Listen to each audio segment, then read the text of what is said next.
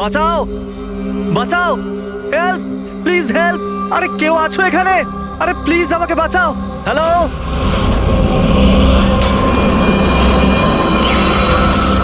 কেউ আছো এখানে? আরে কেউ তো বাঁচাও আমাকে। আরে কেউ কি শুনতে পাচ্ছো?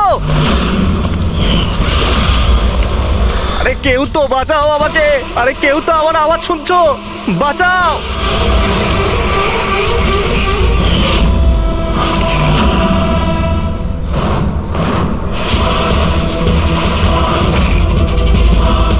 তুমি কে? কি চাও তুমি?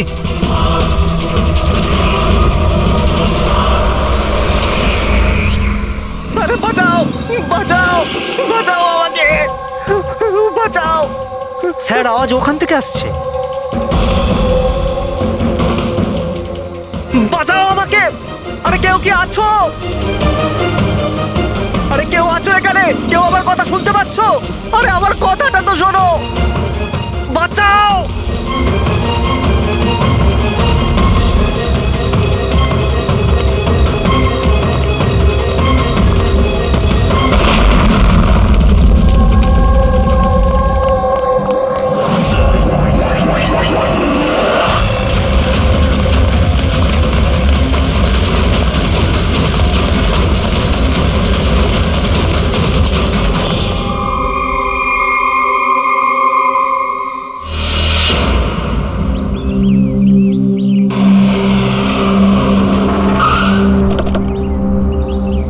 নমস্কার স্যার।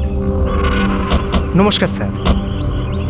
এটা বলো, যখন ব্লাস্ট হয়েছিল তখন কি তুমি এখানে ছিলে? ইয়ে স্যার, আমার সঙ্গে আরো একজন কনস্টেবল ছিল, হরনা। ওর প্রচন্ড আঘাত লেগেছে, এখনো হসপিটালে ভর্তি। তুমি এখানে পৌঁছলে কি করে? স্যার, আমরা নাইট ডিউটিতে ছিলাম, এখান দিয়ে যাচ্ছিলাম, তখনই একটা চিৎকার শুনতে পেলাম। আমরা ওকে দেখতে পাইনি। এখানে পৌঁছে আমরা কিছু করতে যাওয়ার আগেই বোম ব্লাস্ট হয়ে গেল।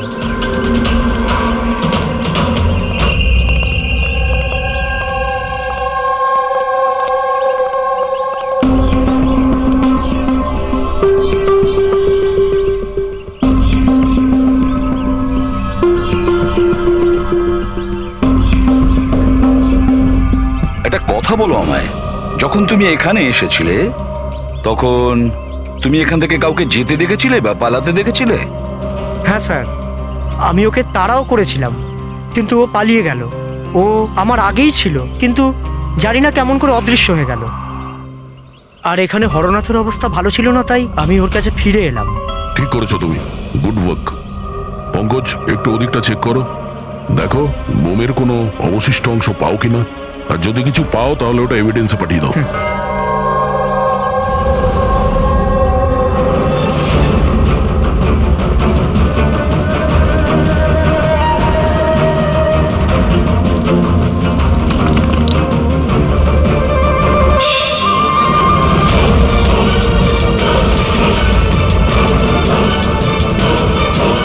স্যার,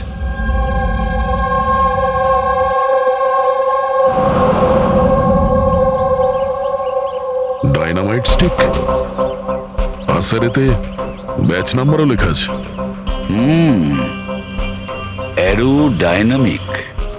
স্যার হ্যাঁ, এটা কিছু একটা চকচক করছে।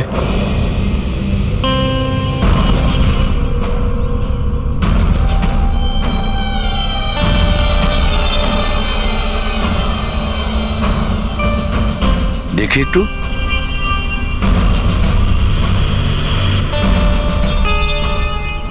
দয়া, এটা তো একটা দাঁত দেখছি, সোনার দাঁত। এক মিনিট, আচ্ছা একটু ম্যাগনিফাইং গ্লাসটা দাও তো।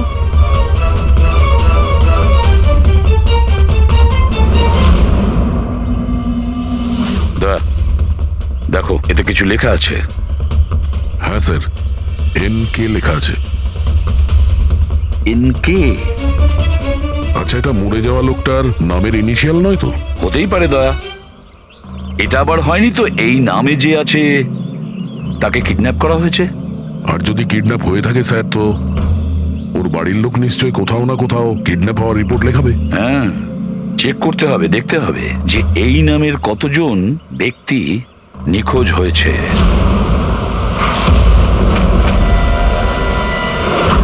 Yes sir.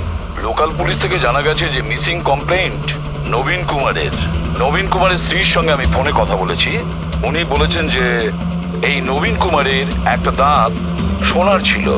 আচ্ছা স্যার, এই নবীন কুমার কে? শহরের বাইরে ওনার একটা পেইন্টের ফ্যাক্টরি আছে, আর কিছুদিন আগে ওনার একটা নিউজ কভারেজ ছিল। নিউজে? কি ব্যাপারে স্যার? কিছুক্ষণের মধ্যেই জানা যাবে। আচ্ছা দেখো, এই নবীনের বাড়ির ঠিকানা আমি তোমাকে পাঠিয়েছি, আর তাছাড়া ওনার স্ত্রীকেও এই বিষয়ে আমি জানিয়েছি। আর যদি আমার ধারণা ঠিক হয়ে থাকে তাহলে অভিজিৎ, নিশ্চয়ই মিডিয়ার লোক ওখানে তোমার আগে পৌঁছে যাবে। অনেক ঝামেলা আছে, সামলে নিও। ঠিক আছে, আমরা দেখে নিচ্ছি। ইয়া, হ্যাঁ। নবীন কুমারের বাড়ি যেতে হবে। স্যার অ্যাড্রেস পাঠাচ্ছেন।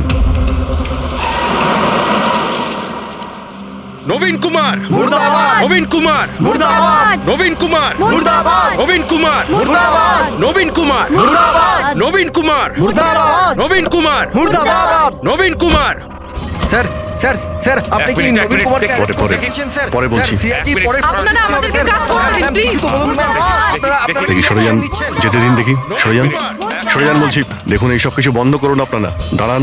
নাটক? স্যার, নাটক তো নবীন কুমার রচিয়ে রেখেছে আমাদের এই শহরে। স্যার, ওরা সবাই নবীন কুমার মারা গেছেন। হি ইজ নো মোর।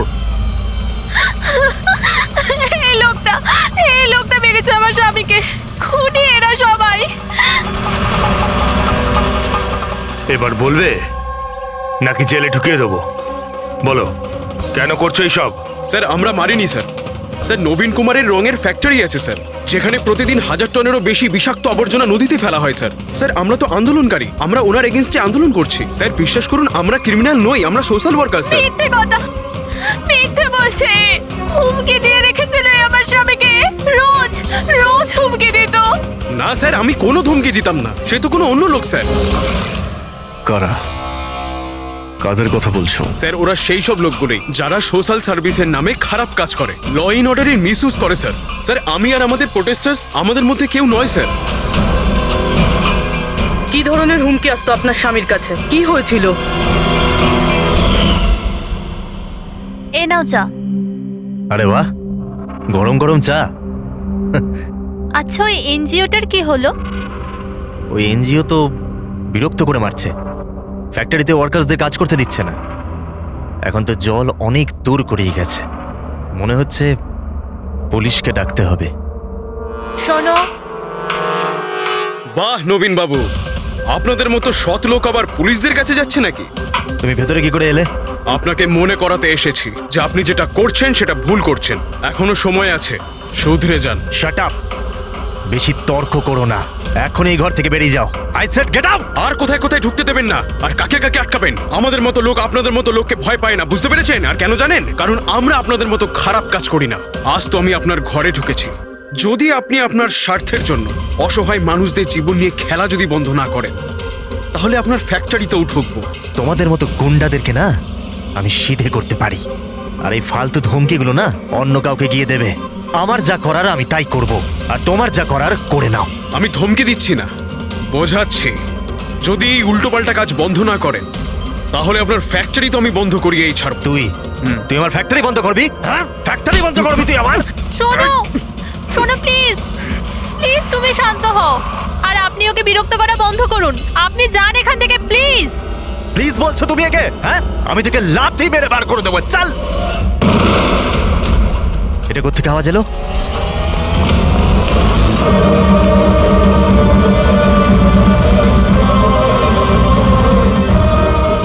দেওয়ালে লেখা ছিল, শুধরে যাও নয়তো আর বাঁচবে না। আর শেষ পর্যন্ত মেরে ফেললো এরা নবীনকে। এই লোকটা মেরে ফেলেছে আমার স্বামীকে। বিশ্বাস করুন স্যার, আমি সত্যি বলছি, আমি কিচ্ছু করিনি স্যার। যে করেছে তাদের কথা স্যার, বলো। নিশ্চয়ই, কেন বলবো না স্যার। স্যার, ওনার জন্যই তো আজকে আমরা ফেসেছি স্যার। স্যার, আমরা প্রোটেস্টার, আমরা সোশ্যাল এনভায়রনমেন্টের জন্য প্রোটেস্ট করি স্যার। স্যার, ওরা অনেকটা নিচে নামতে পারে স্যার। চিনতে পারবে তাদের? নিশ্চয়ই, কেন নয়, কিন্তু আমাদের সেফটির কি স্যার? ওরা অনেক খারাপ লোক স্যার। ডোন্ট ওয়ারি, তোমার কিছু হবে না। শুধু নামেই সোশ্যাল ওয়ার্কার, ওরা ক্রিমিনালস, ওরা তিনজনেই। ক্রিমিনাল? আর এটা তুমি কি করে জানলে? আমি কি, এটা সবাই জানে যে ওদের উপর কতগুলো কেস চলছে। সবসময় ওরা বেলেই বাইরে এসেছে স্যার। ওই মানুষটা নিজেকে পরিবেশের রক্ষাকর্তা বলে, নেচার গার্ডিয়ান। স্যার, সবার প্রথমে ওই দিনকর, নবীনের মতো লোকের সব জায়গায় শত্রুই থাকবে স্যার। ওই বলে না স্যার, যেমন কর্ম তেমন ফল। তার মানে হ্যাঁ? কি বলতে চাইছো তুমি? কত নিরীহ মানুষের জীবন নষ্ট করেছে ও। হতে পারে তাদের মধ্যে থেকে কেউ বদলা নিয়েছে। তাদের মধ্যে কেউ কেন, বরং আমি তো বলছিলাম যে প্রতিশোধ তুমি নিয়েছো, তুমি ওকে মেরেছো। না স্যার, আমার সাথে ওর কোনো ব্যক্তিগত শত্রুতা ছিল না। আমি ওকে কেন মারবো? কারণ নবীনের কার্যকলাপে তুমি ক্ষুব্ধ ছিলে। কেন? স্যার, যদি আমায় এরম কিছু করতেই হতো তাহলে আমি অনেক আগেই করে ফেলতাম। নবীন না জানি কত বছর ধরে আমাদের পরিবেশ দূষিত করছিল। তোমরা নিশ্চয়ই খুব আনন্দ পেয়েছো মিস্টার নবীন মারা গেছে শুনে। অন্য কেউ তোমাদের কাজ করে দিয়েছে কি? না স্যার, আমার ওর প্রতি কোনো মায়া ছিল না, কিন্তু আমি ওকে মারিনি। আমরা কি করে বুঝবো যে তুমি সত্যি বলছো? স্যার, যে সময়ের কথা আপনি বলছেন ওই সময় আমি ইউনিভার্সিটিতে লেকচার দিচ্ছিলাম। আপনি চাইলে ওই প্রফেসর দেশাইয়ের সঙ্গে কথা বলতে পারেন। ওই সময় আমি ওখানেই ছিলাম। স্যার, পল্লবী ওকে প্রায় দিনই দেখা যায় নিউজে কারুর না কারুর সাথে ঝগড়া করতে। স্যার, সোশ্যাল ওয়ার্কের ফিল্ডে আপনি যে কোনো কাউকে জিজ্ঞাসা করুন ওর ব্যাপারে, সবাই জানে যে ও কিরকম। ও নিজের টিম দিয়ে কিরকম উল্টোপাল্টা কাজ করায়। হ্যাঁ তো, আমি ট্রেড অ্যাকাউন্ট করি। সোজাভাবে বললে লোকে বুঝতে পারে কই।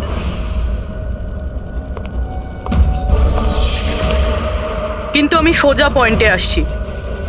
আমাদের মনে হয় তুমিই ওকে খুন করেছো। ম্যাম, আপনার এটা যদি মনে হয় তাহলে আপনার এবং আমার দুজনেরই টাইম ওয়েস্ট করছেন। ম্যাম, একটা কথা, আমি কোনো ক্রিমিনাল নই। কিন্তু আমরা তো এটা শুনেছি যে আপনি রোজই কোনো না কোনো একটা কন্ট্রোভার্সিতে জড়িয়ে থাকেন।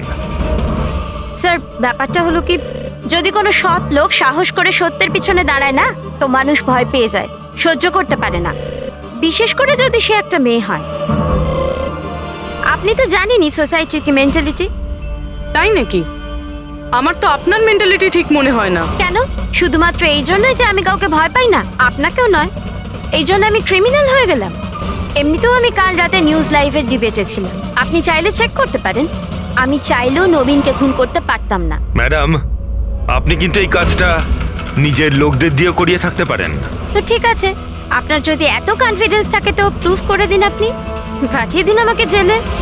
আর ওই প্রকাশ, ও প্রতিদিনই কাউকে না কাউকে গালিগালাজ করে নিজের সোশ্যাল ব্লগে। যারা পলিউশন ছড়াচ্ছে স্যার, ও লোকদের উস্কায়, খেপিয়ে দেয় তার বিরুদ্ধে। আমি ঘরেই ছিলাম স্যার, নিজের ব্লগ লিখছিলাম, যেমন সবসময় লিখি। প্রত্যেকবারের মতো সবাইকে উস্কাচ্ছিলেন, তাদের ব্রেন ওয়াশ করছিলেন নবীনের মতো লোকেদের বিরুদ্ধে কি? স্যার, নবীনের সাথে আমার কোনো ব্যক্তিগত শত্রুতা ছিল না, আর প্রকৃতির জন্য আমি অ্যাওয়ারনেস স্প্রেড করতেই থাকি। ব্যক্তিগত শত্রুতা না থাকলে তোমার সবকটা ব্লগে নবীনের নাম কেন থাকে? তাও টপ 4-5 জনের মধ্যে। কালকেও যে ব্লগটা লিখেছিলে সেখানেও নবীনের নাম ছিল না? হ্যাঁ স্যার, নবীনের নাম ছিল ওখানে। আর এই কথাটা আমি লুকোবই বা কেন? ও খারাপ লোক ছিল, কিন্তু এর মানে তো এটা নয় যে আমি ওকে খুন করে দেবো। কেন? কেন মারবে না? এরকম লোকেদের তো তুমি ভীষণ ঘৃণা করো, তাই না? তোমার মনে হচ্ছে তোমার পরিশ্রম বিফলে চলে যাচ্ছে, আর তারপরে নবীনকে এত বোঝানোর পরেও নবীন পরিবেশ দূষিত করে দিচ্ছিল, আর সেই জন্য তুমি রেগে যাও আর তারপরে নবীনকে শেষ করে দাও। আমি একজন রেসপন্সিবল সিটিজেন স্যার, কোনো ক্রিমিনাল নয় স্যার। আমার কাজ এটাই, আমার ব্লগের মাধ্যমে ঠিক আর ভুলের তফাৎ বোঝানো, কারোর ক্ষতি করা নয়। স্যার, ইন্টারোগেশনে তো কেউই কোনো ভয় পায়নি। হ্যাঁ, কোনো ভয় পায়নি ঠিকই। এই 3 জনের উপর কড়া নজর রাখতে হবে। কেন স্যার? ঠিক, ভয় একটা অদ্ভুত জিনিস। যদি ওই 3 জনের মধ্যে কেউ খুন করে থাকে তাহলে সে ভয় পেয়ে কিছু না কিছু গন্ডগোল করবেই, কোনো না কোনো ভুল সে নিশ্চয়ই করবে।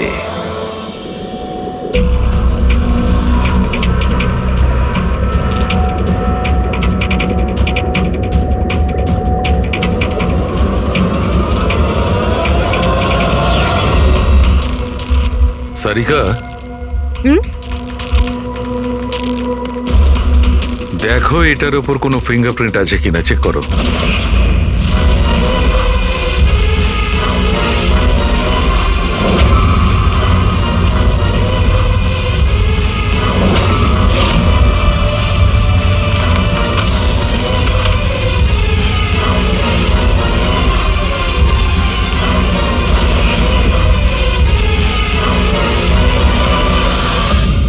স্যার, এটাতে তো কোনো ফিঙ্গারপ্রিন্টস নেই। কোনো ফিঙ্গারপ্রিন্ট নেই? Are you sure? 100% স্যার, কোনো ফিঙ্গারপ্রিন্টস নেই, কিন্তু কিছু পার্টিকেলস পেয়েছি। মনে হয় কিছু স্কিন টিস্যুস বা ডেড সেল হবে। Dead cells? তবে এক কাজ করো সারিকা, ওই ডেড সেলস গুলোকে ভালো করে ক্লিন করে রাখো। ওই তো আসবে তো শ্রীমান প্রদ্যুমন, জানো তো সব ব্যাপারেও নাক গলায়, নিশ্চয়ই জিজ্ঞেস করবে। প্লিজ ক্লিন করে রাখো। স্যার, ডায়নামাইটে কোনো ফিঙ্গারপ্রিন্টস তো পাওয়া যায়নি, কিন্তু কোনো একজনের ডেড স্কিন টিস্যুস পাওয়া গেছে, পচা চামড়ার টুকরো। পচা চামড়া? হতে পারে এটা ওই লোকটারই, সেই লোকটা যে লোকটা ডায়নামাইট লাগিয়েছিল। হ্যাঁ স্যার। সালুকে, এই পচে যাওয়া চামড়াগুলোর তুমি ডিএনএ টেস্ট তো করতে পারো, কিছু তো জানা যাবে। বস, পচে যাওয়া চামড়া থেকে ডিএনএ বার করাটা খুব কঠিন কাজ। তোমাকে একটা কথা খুব জোর দিয়ে বলতে পারি, যে লোকটি এই ডায়নামাইটটাকে শেষবার ধরেছে ওর স্কিন ডিজিজ আছে, চামড়ার অসুখ, আর সেটাও খুব গুরুতর। এমনিতে দেখে কিছু বোঝা নাও যেতে পারে, কিন্তু বস এই অসুখটা ওকে ভেতর থেকে শেষ করে দিচ্ছে। তাহলে তো আমরা এর মাধ্যমে ওর কাছে পৌঁছতে পারি। হ্যাঁ, কিন্তু কোনো প্রমাণ তো দরকার। Hello, ACP Pradyuman here. হ্যাঁ বলুন। আচ্ছা, গুড, থ্যাংক ইউ। কে? ডায়নামাইট ম্যানুফ্যাকচারার বলছিল ওরা রেকর্ড চেক করেছে, ওই ডায়নামাইট কোনো খনিকে বিক্রি করেছে ওরা। মানে মাইন সাইট? হ্যাঁ, মাইন্ড সাইট। এবার এটা খোঁজ নিতে হবে এই ডায়নামাইট মাইন্ড সাইট থেকে খুনি পর্যন্ত কিভাবে পৌঁছলো।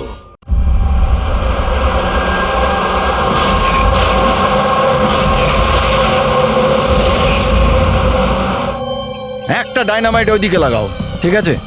আর আরেকটা 50 মিটার দূরে ওইখানে লাগাও। হ্যাঁ স্যার। আর একটা ওইদিকেও লাগাতে পারো। আচ্ছা স্যার। একটা সোজা লাগাও ওইখানে, একদম 50 মিটার দূরে। আর এই 6 সেকেন্ড পরে ব্লাস্টগুলো হবে। ঠিক আছে স্যার। ওকে। আর কোথায় লাগানো যায়? ওইখানে মাঝখানে ফিট করা যাবে কি? এক্সকিউজ মি, আপনার নাম বিনীত? ইয়েস। আপনারা কারা? আপনি এই সাইটের ম্যানেজার? কিন্তু ব্যাপারটা কি বলুন তো? দেখুন বিনীত বাবু, যখন ম্যানুফ্যাকচারিং কোম্পানি থেকে ডায়নামাইট আপনাদের এখানে আসে, মানে এই সাইটে, মাইন্ড সাইটে, সেটার ইনচার্জ তো আপনিই হবেন, তাই না? ইনচার্জ তো আমি, কিন্তু কনসাইনমেন্টের পরে অপারেটর টিমও কিন্তু এটা হ্যান্ডেল করে। আমি এটা একা সামলাই না। আমরা জিজ্ঞেস করেছি আপনাকে যে ডায়নামাইট কে সামলায়। একটু এই ডায়নামাইট স্টিকটাকে দেখুন।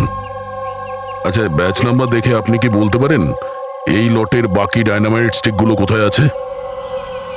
স্যার, এটা লাস্ট কনসেলমেন্টের মনে হচ্ছে, এখনো ব্যবহার হয়নি, গুদামে পড়ে আছে। চলো দেখাও। বিনীত, যখন ডায়নামাইটের কনসাইনমেন্ট এখানে আসে সেটাকে চেক তুমি নিশ্চয়ই করো, তুমি তো ইনচার্জ, তাই না? হ্যাঁ হ্যাঁ হ্যাঁ, অফকোর্স স্যার। আচ্ছা, আপনার এই ব্যাচের কনসাইনমেন্ট নিয়ে কোনো গন্ডগোল মনে হচ্ছে? গন্ডগোল? না না, নর্মালি তো ছিল, যেরকম হয় আর কি।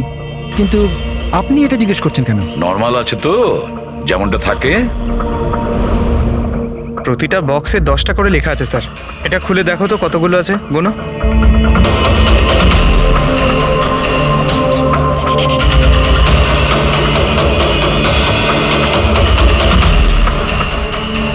স্যার, একটা সেট কম আছে স্যার। আচ্ছা, এই ব্যাপারটা কি সেটা কি তুমি এখানেই বলবে, না একটু খাতির টাতির করার পরে মুখ খুলবে? স্যার বলছি, আমি সবসময় এই সেটগুলো জেলেদের বিক্রি করে দিতাম বম ফিশিং এর জন্য। মানে ইল্লিগাল ভাবে ব্যবহার করো এটাকে। আর এটার থেকে 6টা সেট আমি ওদেরকে বিক্রি করেছি। যাকে বিক্রি করেছো তাকে চেনো নিশ্চয়ই? স্যার, ও আমার রেগুলার কাস্টমার ছিল না, ও প্রথমবার এসেছিল।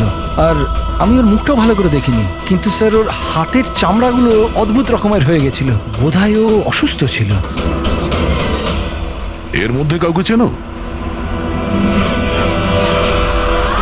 না স্যার, আমার মনে হয় না এদের মধ্যে কেউ ছিল। আরো একবার ভালো করে দেখো, হতে পারে ছদ্মবেশে এসছে। না স্যার, এদের মধ্যে কেউ নাই। ঠিক আছে, হয়তো আবার দ্বিতীয়বার দেখা হবে।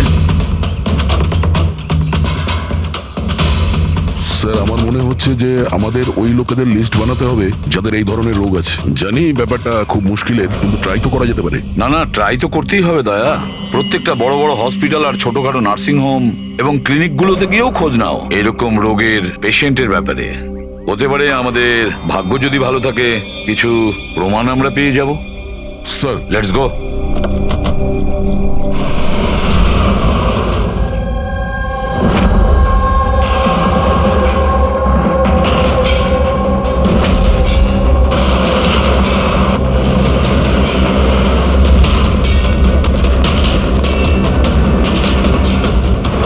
দেখুন, এই ধরনের অসুখ 1000 জনের মধ্যে একজনের হয়ে থাকে। বলতে পারেন এই ধরনের পেশেন্টের লিস্ট অনেক বড়। অনেক পেশেন্ট জানতেও পারে কিন্তু এর চিকিৎসা করায় না। এদের খোঁজা তো খুব মুশকিল। জানি, কিন্তু তবুও আমরা চেষ্টা করতে চাই। এই লোকটাকে পাওয়া আমাদের কাছে ভীষণ প্রয়োজন। দেখুন, আমি বুঝতে পারছি, কিন্তু এনভায়রনমেন্টাল ইনফেকশন কন্টিজিয়াস ডিজিজ, যেটা একটা মানুষের থেকে অন্য মানুষের মধ্যে ছড়িয়ে পড়ে, আর এটাকে সামলানো তো। এক মিনিট, কি বললেন আপনি? Environmental infection? হ্যাঁ, মানে আমাদের চারপাশের পরিবেশে হতে পারে এমন ইনফেকশন হাওয়া বা জল থেকে চারিদিকে ছড়িয়ে পড়ে। চলুন, আমি আপনাকে একটা পেশেন্ট দেখাবো। ছাড়ো আমাকে! কেন মারতে চাও আমাকে? ছেড়ে দাও আমাকে, যেতে দাও প্লিজ। দেখো, আমাকে যেতে দাও sir, please help me sir, help please, help sir, help.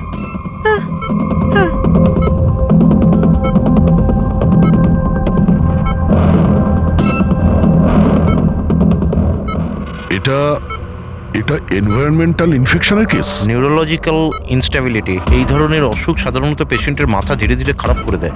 ও নিজের ধৈর্য হারিয়ে ফেলতে পারে আর মাথার ব্যালেন্সও নষ্ট হয়ে যায়, যেমনটা নীলজের হয়েছে। আর ফিজিক্যাল কন্ডিশন, মানে আমি বলতে চাইছি এই ধরনের পেশেন্টরা কি খুব জোরে দৌড়তে পারে? হ্যাঁ, নর্মালি চলতে ফিরতে তো পারে, কিন্তু অসুখটা যদি অ্যাডভান্স স্টেজে চলে যায় তাহলে দৌড়ানোর পক্ষে সম্ভব নয়। কিন্তু স্যার, অ্যাডাভিন ইঞ্জেকশন দিলে শরীরে কিছুক্ষণের জন্য শক্তি আসে। হ্যাঁ, কিন্তু ওটা সাইড এফেক্ট যথেষ্ট। স্যার, অ্যাডারভিন ইঞ্জেকশন দেওয়া যথেষ্ট ঝুঁকিপূর্ণ। রিস্কি হতে পারে, কিন্তু এই অপরাধীর মানসিক অবস্থা যে ধরনের, তাতে হতে পারে যে ওর সাইড এফেক্ট নাও হতে পারে। কিন্তু যদিও নীলজের মতো মেন্টালি আনস্টেবল হয়, তাহলে চিন্তা আপনাদেরকেই করতে হবে। তার মানে এটাই যে একটা খুন করে থাকলে দ্বিতীয়বারও খুন করতে পারে।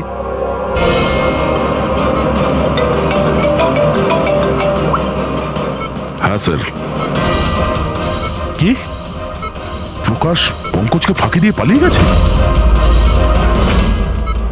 নো, ঠিক আছে, আমি দেখছি। হতে পারে এই প্রকাশ ভয় পেয়ে পালিয়ে গেছে, না হলে দ্বিতীয় মার্ডারের পরিকল্পনা করছে।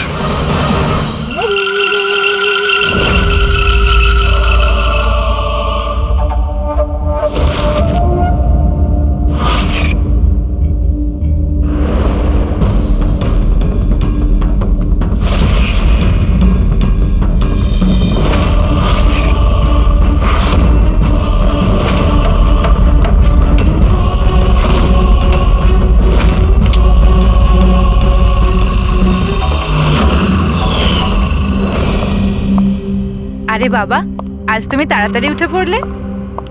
Good morning. এই রইলো তোমার চা, তাড়াতাড়ি খেয়ে নাও, নাহলে ঠান্ডা হয়ে যাবে।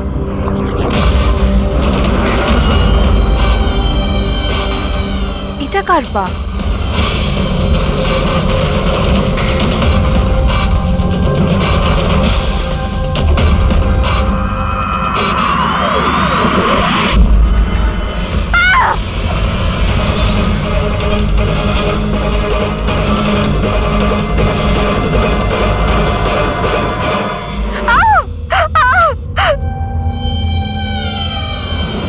স্যার, আরও একটা মার্ডার।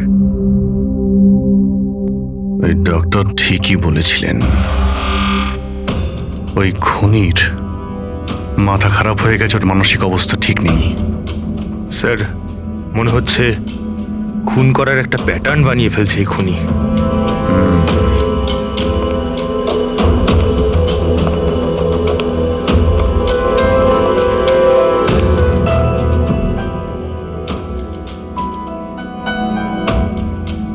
এনার উপরে ব্লেম এটাই যে উনি নেচারকে ক্ষতি করছেন। ইলিগাল ডিফরেস্টেশন, জমি হাতানোর জন্য ইল্লিগালি গাছ কেটে ফেলা। ওই খুনি এনার সঙ্গেও তাই করেছে। আর তাও প্রকাশ উধাও হয়ে যাওয়ার ঠিক পরেই। ওয়েপেন কি ব্যবহার করেছে? 100% চেইন স,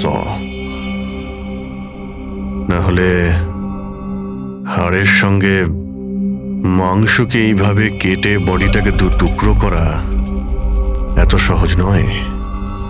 স্যার, যদি চেনস ব্যবহার করেই থাকে তাহলে আওয়াজ নিশ্চয়ই হয়েছিল। বাড়িতে কেউ না কেউ তো শুনবে। রাতে কে কে ছিল? আমার হাজবেন্ড তো কাজের জন্য বাইরে থাকে, বাড়িতে শুধু আমি, বাবা আর আমাদের চাকর ছিল। আপনি আপনি কোনো আওয়াজ শুনেছিলেন? না, কোনো আওয়াজ শুনতে পাইনি। রামানন্দবাবুর কারোর সাথে শত্রুতা বা কেউ কোনোদিন হুমকি দিয়েছিলেন ওনাকে? হ্যাঁ, কিছু সপ্তাহ আগে কিছু অদ্ভুত হয়েছিল। বাবাকে কেউ ধমকাচ্ছিল আর বাড়ির বাইরে দেওয়ালে কেউ কিছু লিখে দিয়েছিল যে শুধরে যাও, না হলে তোমার সাথে ওরকমই হবে যেটা তুমি গাছের সাথে করো। স্যার, এক্স্যাক্টলি যেরকম নবীনের কেসে হয়েছিল। স্যার, একটা কথা কিছুতে মাথায় ঢুকছে না। খুনি কারোর বাড়িতে ঢুকে এরকম নৃশংসভাবে কাউকে খুন করে বাড়ি থেকে বেরিয়ে যায়, আর কেউ কিছু শুনলো না, কেউ দেখলোও না। কিভাবে? আজ এনাদের অজ্ঞান করে দেওয়া হয়েছিল।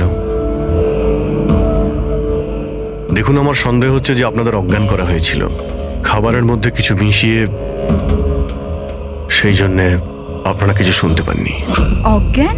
হ্যাঁ, কিভাবে সেটা জানি না, কিন্তু সেটা জানার জন্য আমাদের এখানে যত জিনিস আছে সেগুলো ফরেন্সিক ল্যাবে পাঠাতে হবে।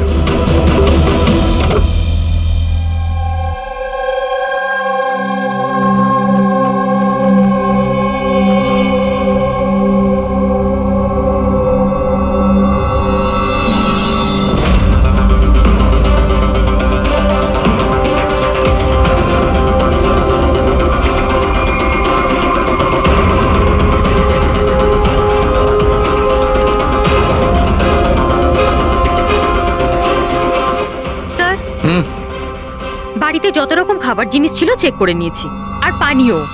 কিছুতেই ঘুমের ওষুধ পাইনি। No sedatives. পেলে না? আর শিওর? অ্যাবসলিউটলি। কিন্তু সারিকা, সবাই তো অজ্ঞান ছিল, তার মানে কোনো মাদক দ্রব্য নিশ্চয়ই থাকবে যার জন্য ওরা অজ্ঞান হয়ে গেছিল। খাবার জিনিসে, পানীয়তে, কিছুতে তো থাকা উচিত। কিসের মধ্যে ছিল?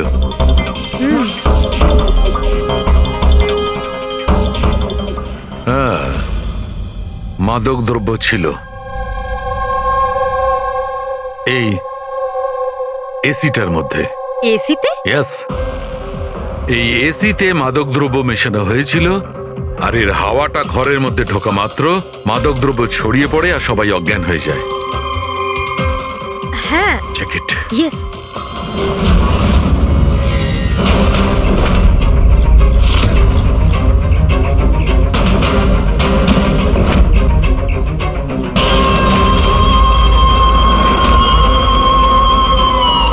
দেখো সালুখে, তুমি আন্দাজে ঢিল মারছো না তো?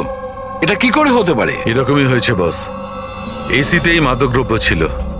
আমি ওই এসিটার ব্লোয়ারে, ফিল্টারে, সব জায়গায় সেনেটিভ পেয়েছি, আর সেটাও খুব হাই ডোজে।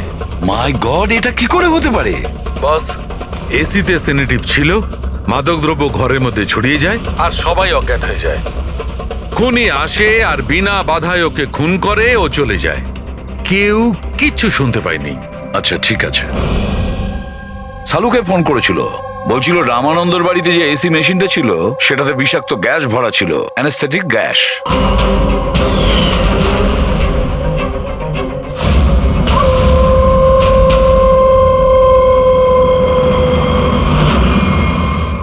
অ্যানেস্থেশিয়া দিয়ে লোকেদের ট্রিটমেন্ট করা হয় শুনেছি। আরে তো এই খুনি তো দেখছি বেশ ধূর্ত। প্রকাশের ব্যাপারে কি জানতে পেরেছো? স্যার কিছু জানতে তো পারিনি, বাট আই এম শিওর পরের খুনের প্ল্যান করছে।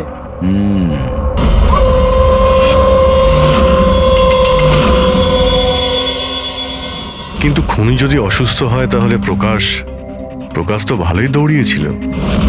স্যার এমনটাও তো হতে পারে যে অন্য কাউকে দিয়ে এই খুনটা করিয়েছে। তাহলে ও পালিয়ে গেল কেন? এই শব্দটা কিসের? চলো তো।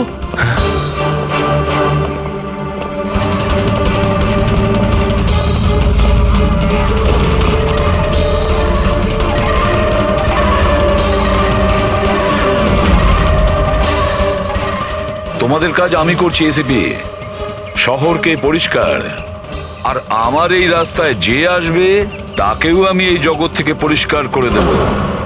এ কে হতে পারে? স্যার মনে হয় খুনি জানতে পেরে গেছে আমরা ওর পিছনে আছি, ওই জন্য পাগল হয়ে গেছে। দাঁড়াও, ধরো ওকে।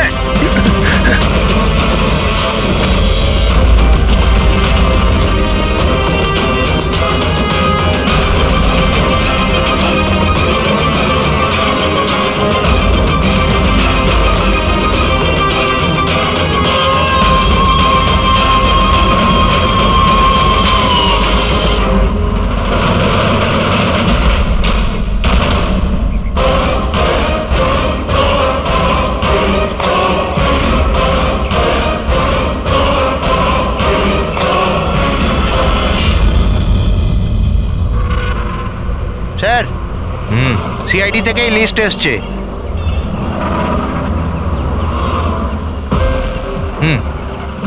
এরা তো ওই লোকগুলি যাদের নয়েজ পলিউশনের ধমকি দেওয়া হয়েছে। সখারাম, ওই ক্লাবের মালিককে মনে আছে? আরে যাকে কদিন আগে ধমকি দেওয়া হয়েছিল। কে স্যার? ও বীর। আচ্ছা সখারাম, ওর বিরুদ্ধে কোনো কমপ্লেন্ট আছে নাকি? হ্যাঁ স্যার, ওটা তো রেসিডেন্সিয়াল এরিয়া না, তো আশপাশের 2-4টে ঘর থেকে কমপ্লেন এসছে যে অনেক রাত্রির পর্যন্ত জোরে মিউজিক চলে, এই সব কমপ্লেন। আওয়াজ মানে নয়েজ পলিউশন। সখারাম, তুমি একটা কাজ করো, হ্যাঁ তুমি সিআইডির লোকেদের ফোন করো এখনই, এই সময়।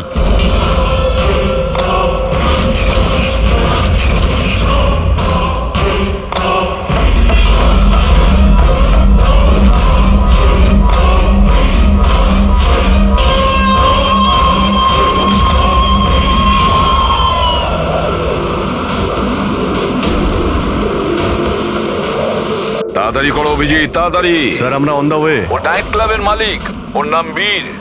কিন্তু স্যার ব্যাপারটা কি? দয়া, লোকাল ইন্সপেক্টর থেকে জানা গেছে বীরকেও একই রকম হুমকি দেওয়া হয়েছে, আর সেটাও শব্দ দূষণ করার জন্য। সরি স্যার, কিন্তু নয়েজ পলিউশন এটা একটু বেশি হয়ে গেল না? রবি, ওর মানসিক অবস্থা ঠিক নেই, এই খুনি যা খুশি করতে পারে। ডোন্ট ওয়ারি স্যার, ওই খুনি যদি ওখানে থাকে তাহলে এবারে আর আমাদের হাত থেকে বাঁচবে না স্যার। এই প্রকাশ কিন্তু এখনো নিখোঁজ, আর বীরের প্রাণ সংশয় রয়েছে। যে করেই হোক ওকে সুস্থ আর নিরাপদে আমাদের এখানে নিয়ে এসো।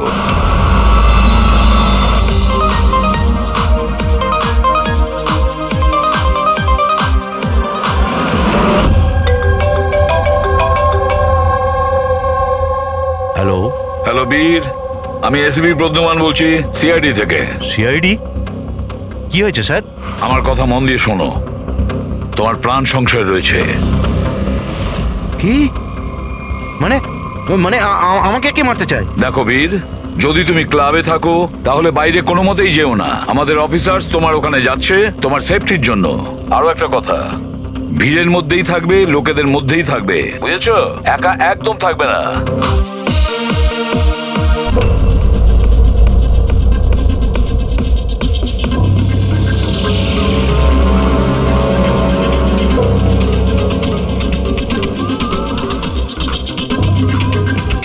দেখো, আমি আমার কেবিনে যাচ্ছি, ঠিক আছে? আর কাউকে ভেতরে আসতে দেবে না, বুঝেছো? কাউকেই ভেতরে আসতে দেবে না।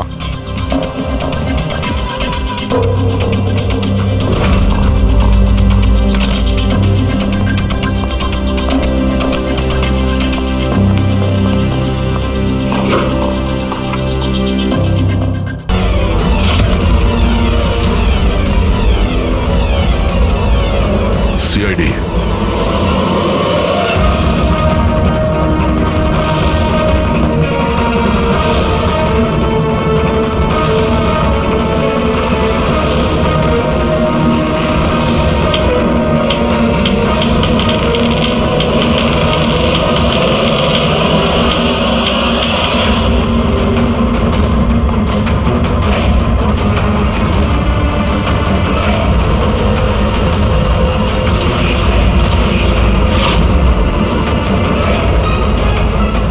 ভাই শোনো, এদিকে এসো।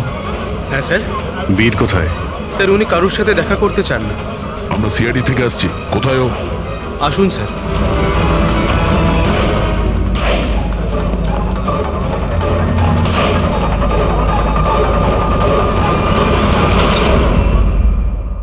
এই এই এই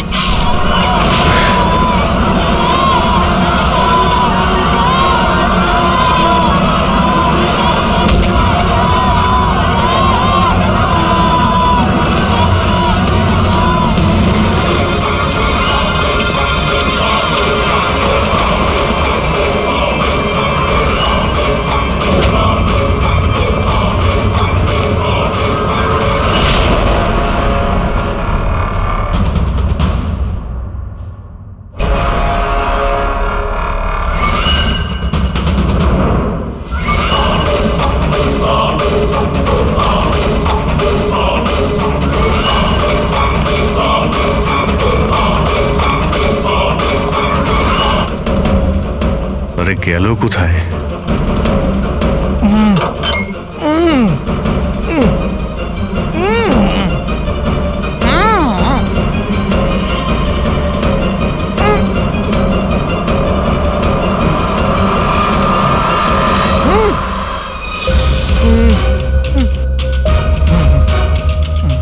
এই প্রকাশ, এসো বাইরে এসো।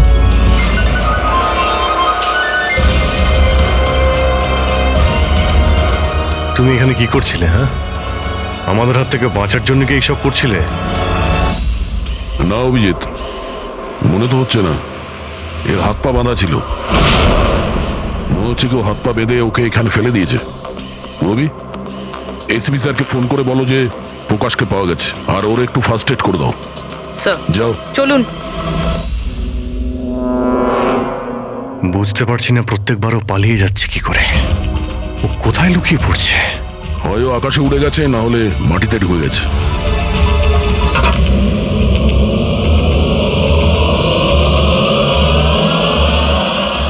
ও এখানেই আছে দয়া, এইখানে। কি? এইখানে।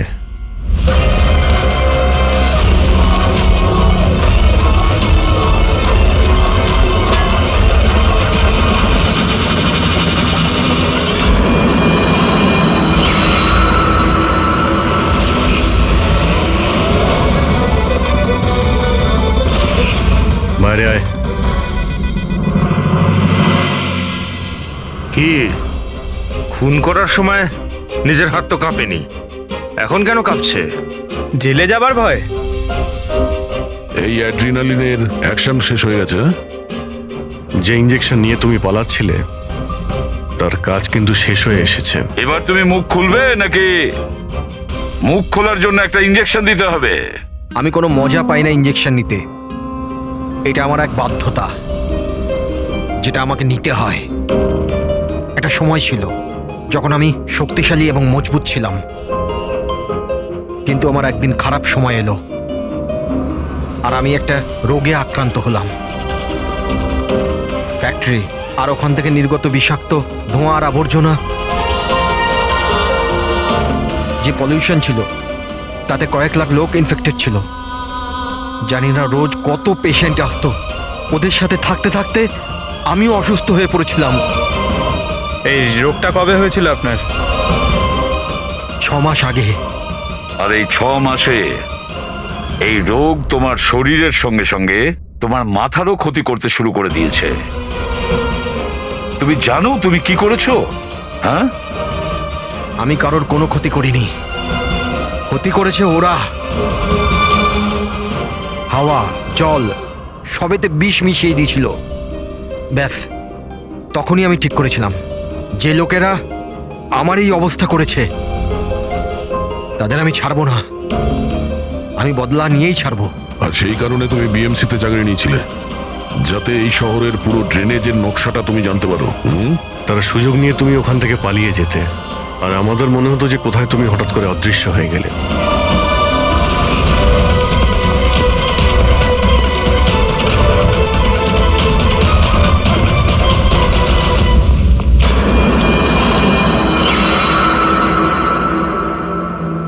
একটা কথা কিন্তু আমি এখনো বুঝিনি, প্রকাশ তোমার কি ক্ষতি করেছিল? হ্যাঁ, ওকে কেন কিডন্যাপ করলে? ওই রাতে ও ওখানেই ছিল, রামানন্দের বাড়ির বাইরে। ও ওর বাড়ি জ্বালাতে এসেছিল। ও কিছু করতো তার আগেই ও আমাকে দেখে নিয়েছিল ঘর থেকে বেরোনোর সময়। আর তুমি ওকে তারপর কিডন্যাপ করে নিলে যাতে ও কারোর সামনে মুখ না খোলে। হ্যাঁ, তুমি ওকে মারতেও পারতে, তাহলে ওকে ওকে তুমি মারলে না কেন? আমি বললাম না স্যার, আমার বদলা শুধুমাত্র ওদের সাথে ছিল, যারা আশেপাশের হাওয়া জলকে বিষাক্ত করে তুলেছিল। আমি তো শুধুমাত্র আমার সংসার বাঁচাচ্ছিলাম। আমি কোনো ছোটবেলা থেকে খুনি ছিলাম না। এই দায়িত্বটা তোমাকে কে দিয়েছিল?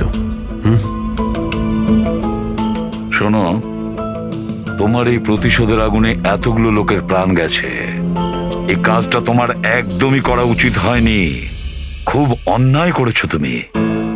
আইন তোমাকে কোনোদিন ক্ষমা করবে না।